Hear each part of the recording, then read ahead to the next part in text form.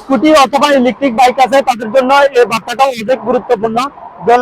Saudi আইন অনুযায়ী নতুন নিয়মে আপনার যদি স্কুটি বাইক অথবা ইলেকট্রিক বাইক থাকে, স্কুটার অথবা ইলেকট্রিক বাইক থাকে, অবশ্যই আপনাকে এই রুলস এবং নিয়মগুলো আপনাকে মানে চলতে হবে।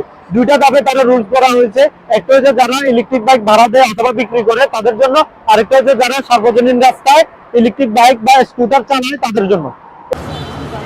على الدفعة الثانية من هنا نشيل الدفعة الثانية والله يا ويل عالي هذه بيشيلوها الدفعة الثانية। দুইটা নিয়মের মধ্যে স্কুটি বাইক যারা বিক্রি করে অথবা ভাড়া দেয় তাদের জন্য অবশ্যই বৈধ পারমিট লাগবে, লাইসেন্স লাগবে। অর্থাৎ আপনি স্কুটি বাইক বিক্রি করা অথবা ভাড়ার জন্য বৈধ লাইসেন্স লাগবে। এবং দ্বিতীয়ত আপনার যে হেলমেট গুলো আছে প্রত্যেকজন ভাড়া দেওয়ার পরে আপনার হেলমেট গুলো জীবাণুমুক্ত করতে হবে। এবং তৃতীয়ত আপনাকে কি করতে হবে, যে জায়গাটাতে আপনার স্কুটি অথবা ইলেকট্রিক বাইক গুলো ভাড়া দিবেন অবশ্যই জায়গার গভর্নমেন্ট থেকে বৈধ পারমিট আনতে হবে। অর্থাৎ আপনাকে অবশ্যই বৈধ পারমিট নিতে হবে। চতুর্থত আপনাকে কি করতে হবে, যে জায়গাটা ওইখানের রোড ম্যাপ আপনার স্কুটি বাইকের মধ্যে অথবা ইলেকট্রিক বাইকের মধ্যে সেট করতে হবে এবং আপনাকে স্পিড নির্ধারণ করে দিতে হবে। অর্থাৎ ওই জায়গার মধ্যে আপনার বাইসাইকেলের রাস্তায় বা বাইসাইকেলের রোডে আপনাকে 25 কিলোমিটার অর্থাৎ 25 কিলোমিটারের গতির সর্বোচ্চ গতি দেওয়া যাবে না। এবং কি যারা পার্কে ইউজ করবেন বা পার্কে স্কুটি ইউজ চালাবেন তাদের জন্য সর্বোচ্চ গতিসীমা নির্ধারণ করা হয়েছে 5 কিলোমিটার। এটা হচ্ছে যারা বাইক বিক্রি করবেন বা বাইক ভাড়া দিবেন তাদের জন্য।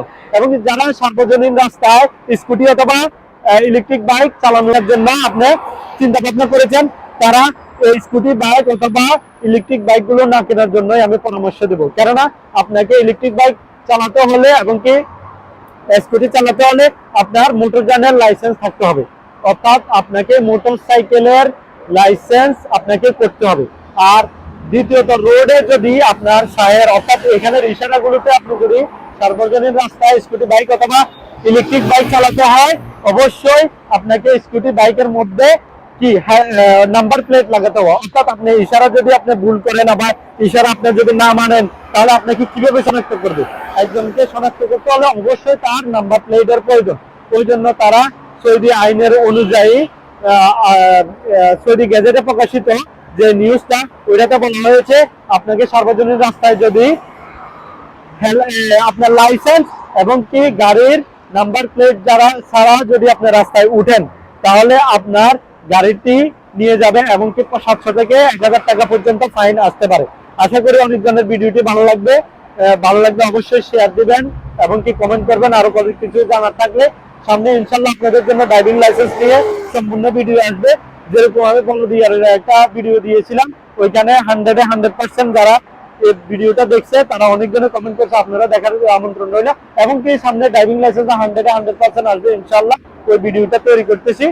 এবং কি আপনারা স্কুটি বাইক কিনবেন না, কারণ এখানে সৌদি আরবে স্কুটি বাইক অনেক দুর্ঘটনার সম্মুখীন হয় যারা, কারণ এখানে অনেক স্পিডে গাড়ি চলে। আপনারা রাস্তাগুলো জানেন, এই স্পিডের মধ্যে আপনি গাড়িটা নিয়ন্ত্রণ করতে পারবেন না। ওই জন্য সৌদি সরকারের আইন অনুযায়ী আপনাকে অবশ্যই মোটরসাইকেলের লাইসেন্স এবং কি স্কুটার অথবা ইলেকট্রিক বাইকের নাম্বার প্লেট লাগবে। যদি না থাকে তাহলে আপনার স্কুটারকে নিয়ে যাবে এবং কি আপনাকে ফাইন আসতে পারে। ধন্যবাদ সবাইকে। আসসালামু আলাইকুম রহমতুল্লাহ।